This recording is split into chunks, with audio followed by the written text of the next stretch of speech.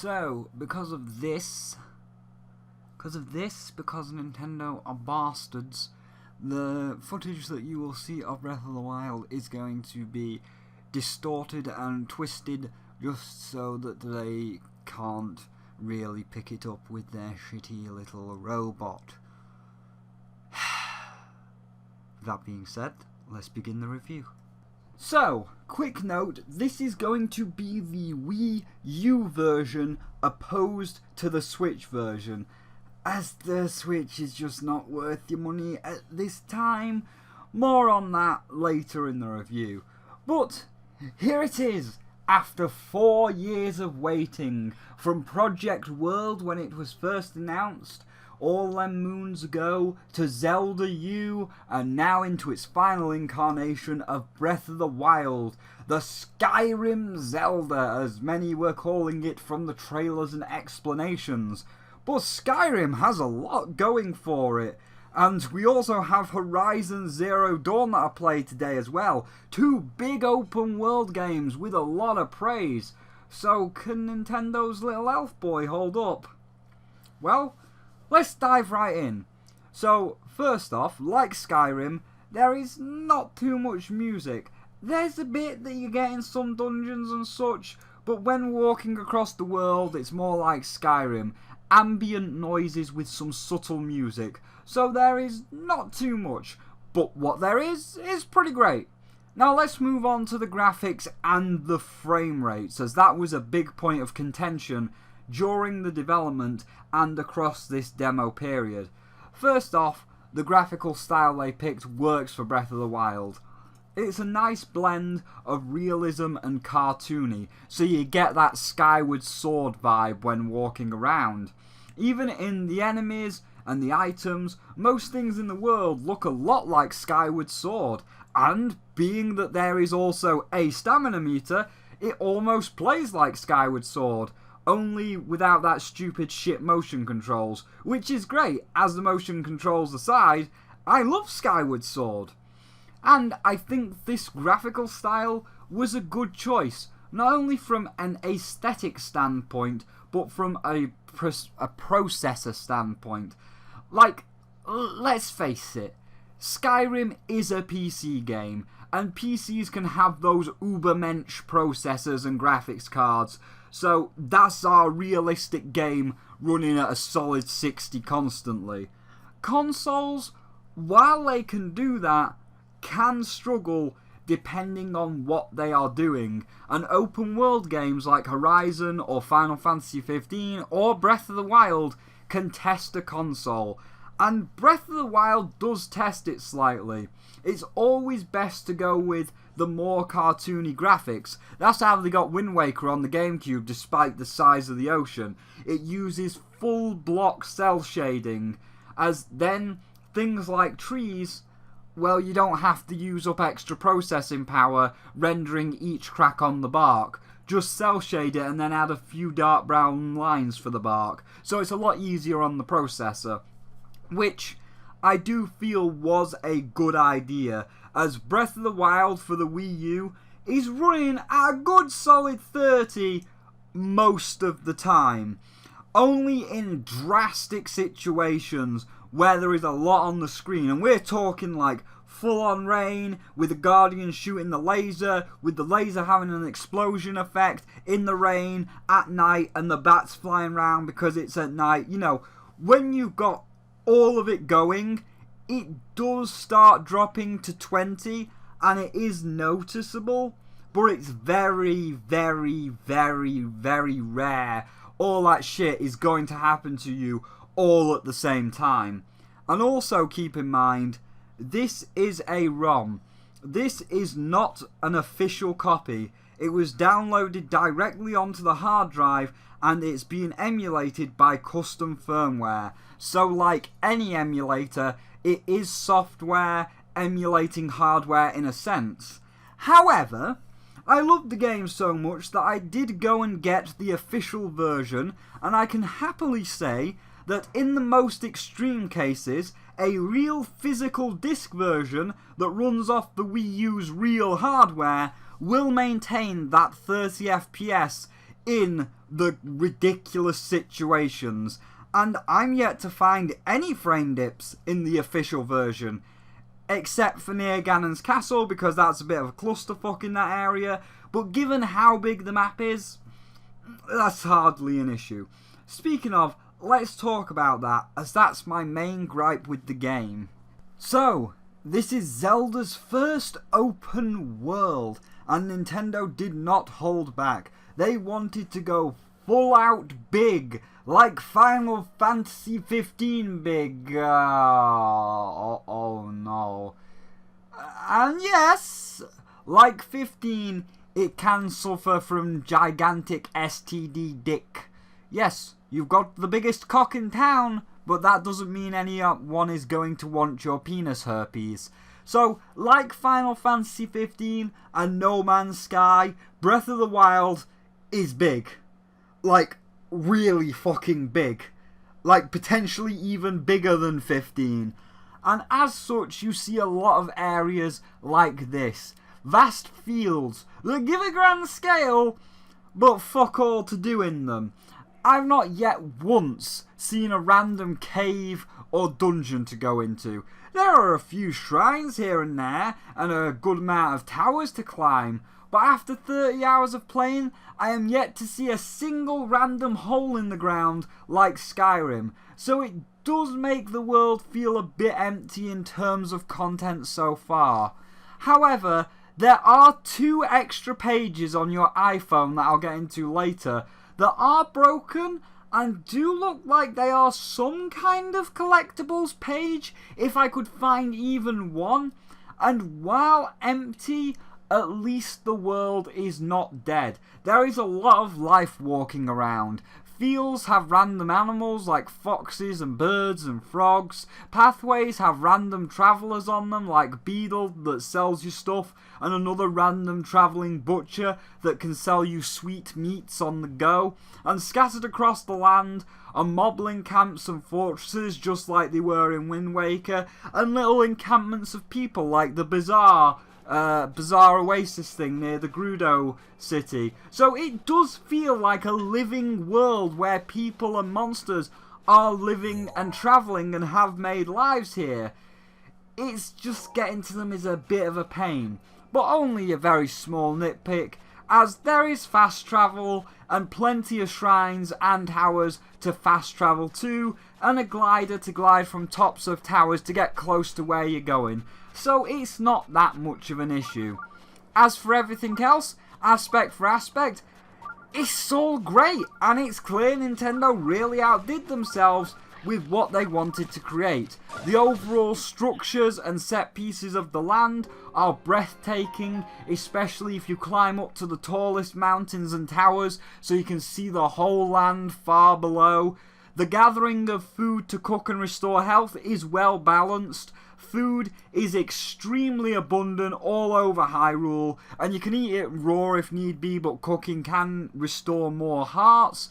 The new powers like stopping time and the magnet are really fun to use and create some really interesting puzzles and how to solve them, like the one where you've got to get the magnet to make electric currents go through stuff. And the iPhone it's got a really nice user-friendly interface. Now, weapons on the other hand, well, they're a bit of an issue due to one other feature. You see, every weapon has durability, and after a set amount of time, it will break. Now, it is fair in terms of time. Weak bone and wood items break instantly, and stronger metal items like the Knight's Claymore will last a good amount of time. However, it has been confirmed by Nintendo that certain amiibos, like the new Breath of the Wild ones, will have quote-unquote useful items locked behind them. Take Bow Link for example. With this amiibo, you have a chance to get the hero's bow, a bow that will never break or degrade in any way, and as far as everyone can tell, so far, it is impossible to get the hero's bow and other useful items in-game, creating a kind of pay-to-win. I mean, honestly, once you have the Master Sword, you're good, as that never breaks or degrades. But still, a bit scummy there, Nintendo. Even more scummy is the whole DLC thing. Yeah, they got that going on with Day 1 DLC, and you can purchase a Season Pass. A fucking Season Pass for some extra chests that are also useful. And other silly things like hard mode. Hard mode locked behind DLC. You gotta pay for hard mode now, kids. Ridiculous. Oh, I still can't get over that one. So, Nintendo is being very vague about how this DLC will work and such, because some people are saying it's not hard mode, it's hero mode like Master Quest, you know, like where they swap all the chests around and change all the dungeons around and it's mirrored and stuff. But I can't see a hero mode. I've been playing the game and I didn't see a hero mode option at the start, so I think it is hero mode that they have locked behind DLC.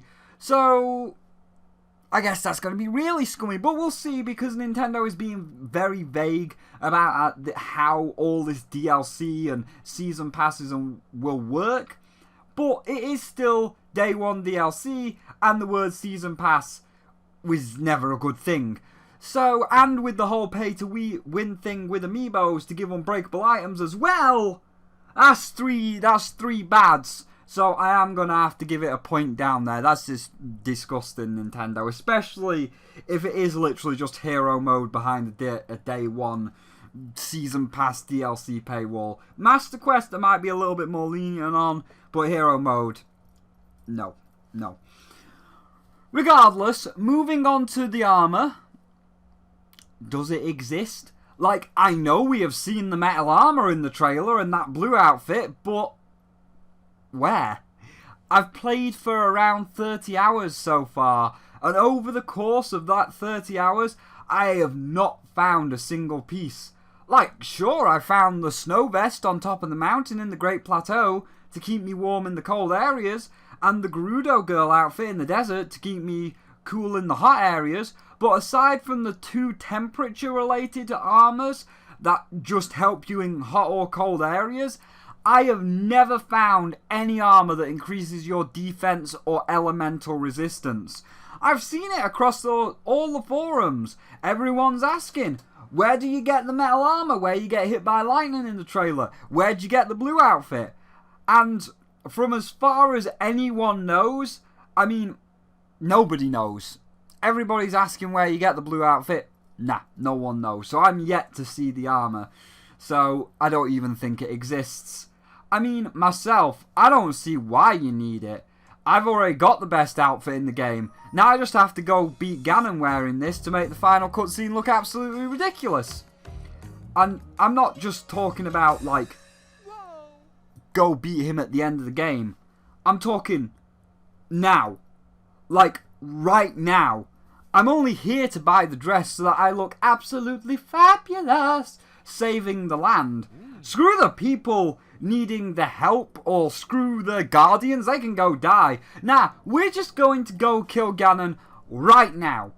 As something that is really awesome about this game, and the final boss in particular, is the final boss is open from the very start of the game. Like, the second you start the game, here's me running to the castle, here's me sneaking up to the castle, and finally here's me opening the gates of the castle to go kill Ganon.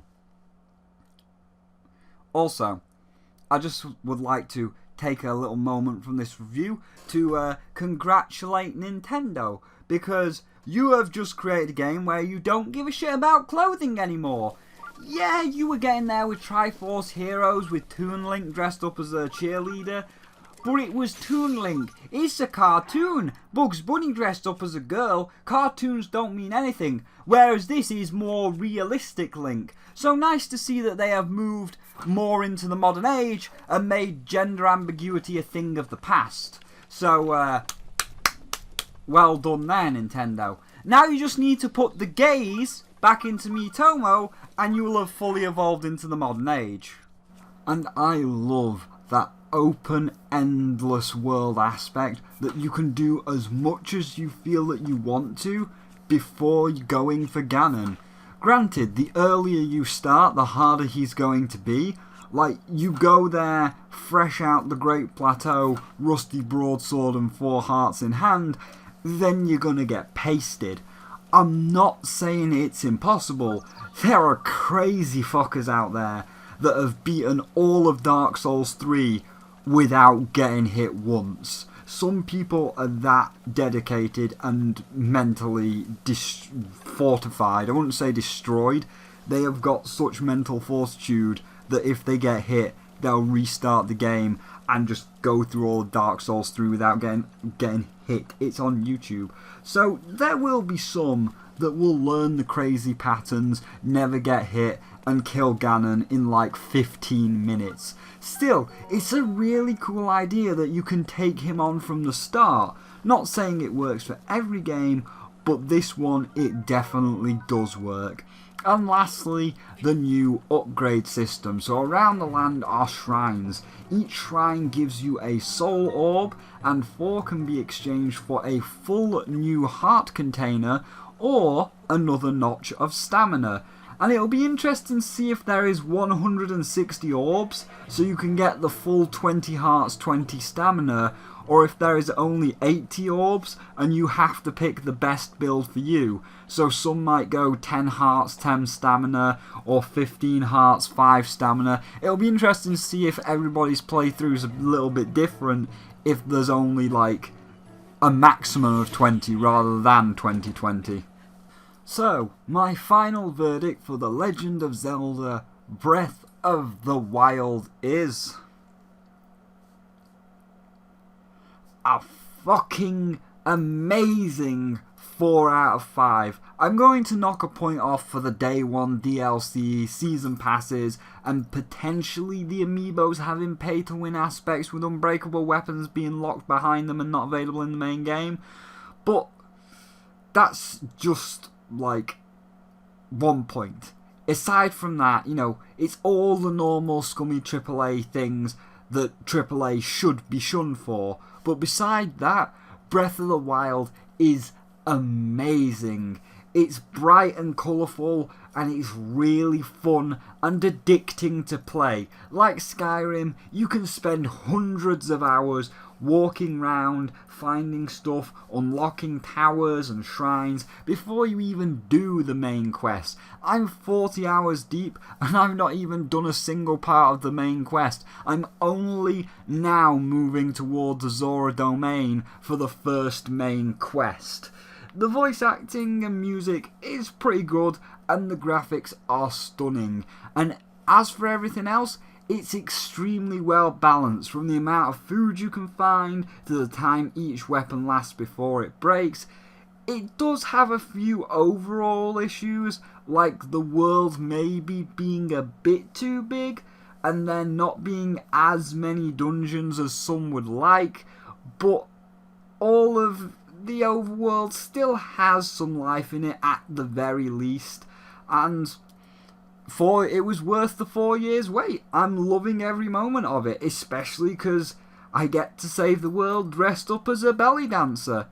Link is the next Shantae confirmed. Of course, there is one last thing, the big question, and it's somewhat fair. Zelda Skyrim, it's Skyrim but with Zelda. So that's what everybody was saying in the lead up to this, and now it's out. Is it Skyrim? No, it's not. Skyrim is still the far better game in terms of content overall, and in an overall experience, like smelting, crafting your armors, learning magics that Link can't, and of course the modding potential. When this was announced and being compared to Skyrim with the term Zelda Skyrim or Skyrim Zelda, did everyone hope it would be as in-depth as Skyrim? Hell yes! But it was not, which is a slight letdown to some, But Nintendo did enough to make it their own and make it a truly fun experience, and it will be interesting to see if Breath of the Wild becomes open to modding in the future like Skyrim did. But of course, that's the review over now. The review's done. But we have to add this extra bit on. This is a more serious moment, because with this book, with this final game, this book closes what I consider was a really good console. And as one story ends, another begins. So here we are at the end of the line, Wii U. It's been fun. Really fun. And now it's time for you to drift into that good night for a complete disaster of a new console with no virtual console at launch, gimmicks out the butt with HD Rumble, the shitty Kinect camera, and so on. The Joy-Cons that don't even connect all of that well, no online services till summer, and then a paid-for model in the fall, and a piss-poor launch library with most of the games not coming out till June or July. Great. Well, here's to you, Wii U, and to you, Mr. Iwata, for making this great console. I don't care if it did not sell well, it was still far better than the Wii, and as it stands right now, has far better games than the Switch. ARMS? ARMS is just a reskin of Wii Boxing, for fuck's sake. So, here you go.